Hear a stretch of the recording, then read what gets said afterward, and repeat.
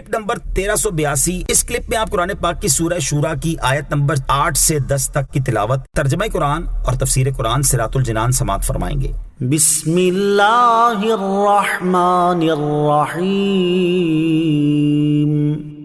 ترجمہ: اللہ کے نام سے شروع جو نہایت مہربان رحمت والا ہے۔ وَلَوْ شَاءَ اللَّهُ لَجَعَلَهُمْ أُمَّةً وَاحِدَةً وَلَكِنْ يُدْخِلُ مَنْ يَشَاءُ فِي رَحْمَتِهِ وَالظَّالِمُونَ مَا لَهُم مِّن وَلِيٍّ وَلَا نَصِيرٍ۔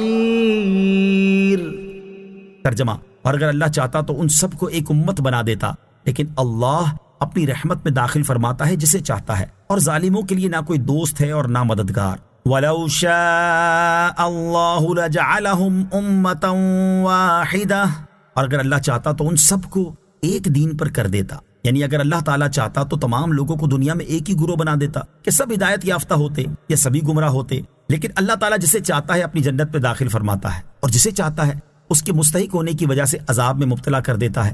اسی لیے اللہ تعالیٰ نے یہ نہیں چاہا کہ سب کو ایک ہی گروہ بنا دے، بلکہ انہیں دو گروہ بنایا، اور ان دو گروہوں میں جو کافروں کا گروہ ہے اس کا کوئی دوست نہیں جو ان سے عذاب دور کر سکے، اور نہ ان کا کوئی مددگار ہے جو ان سے عذاب روک سکے۔ گناہگار مسلمانوں کے لیے قیامت کے دن مددگار ہوں گے۔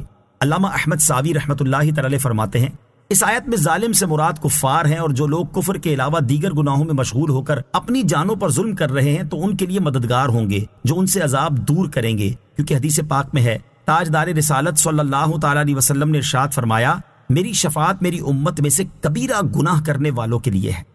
ام اتخذوا من دونه اولیاء فاللہ هو الولی وهو يحیی الموتى وهو على كل شیء قدیر۔ ترجمہ: کیا کافروں نے اللہ کے سوا مددگار ٹھہرا لیے ہیں؟ تو اللہ ہی مددگار ہے، اور وہ مردوں کو زندہ کرے گا، اور وہ ہر شے پر قادر ہے۔ ام اتخذوا من دونه اولیاء، کیا کافروں نے اللہ کے سوا مددگار ٹھہرا لیے ہیں؟ یعنی کیا کفار نے اللہ تعالیٰ کو چھوڑ کر بتوں کو اپنا مددگار بنا لیا ہے، حالانکہ اللہ تعالیٰ کے سوا اور کوئی حقیقی مددگار نہیں۔ اگر انہوں نے کسی کو اپنا مددگار بنانے کا ارادہ کیا ہے تو اللہ تعالیٰ کے علاوہ اور کوئی اس بات کا حقدار نہیں کہ اسے مددگار بنایا جائے، کیونکہ وہ مردوں کو زندہ کرے گا اور وہ ہر شے پر قادر ہے، اور جس کی یہ شان ہے وہی اس بات کا حقدار ہے کہ اسے مددگار بنایا جائے، جبکہ یہ بت تو خود عاجز ہیں اور ان میں کسی طرح کی کوئی قدرت نہیں، تو پھر ان کی یہ اوقات کہاں ہے کہ انہیں مددگار تسلیم کیا جائے۔ وَمَا اخْتَلَفْتُمْ فِيهِ مِن شَيْءٍ فَحُكْمُهُ إِلَى اللَّهِ ذَلِكُمُ اللَّهُ رَبِّي عَلَيْهِ تَوَكَّلْتُ وَإِلَيْهِ أُنِيبُ۔ ترجمہ: ارے لوگو، تم جس بات میں اختلاف کرو تو اس کا فیصلہ اللہ کے سپرد ہے، یہ اللہ میرا رب ہے، میں نے اسی پر بھروسہ کیا اور میں اسی کی طرف رجوع کرتا ہوں۔ وَمَا اخْتَلَفْتُمْ فِيهِ مِن شَيْءٍ فَحُكْمُهُ إِلَى اللَّهِ، تم جس بات میں اختلاف کرو تو اس کا فیصلہ اللہ کے سپرد ہے۔ اللہ تعالیٰ نے جس طرح نبی کریم علیہ الصلوۃ والسلام کو اس بات سے منع فرمایا کہ وہ کفار کو ایمان قبول کرنے پر مجبور نہ کریں، اسی طرح ایمان والوں کو کفار کے ساتھ اختلافات میں پڑھنے سے منع فرمایا۔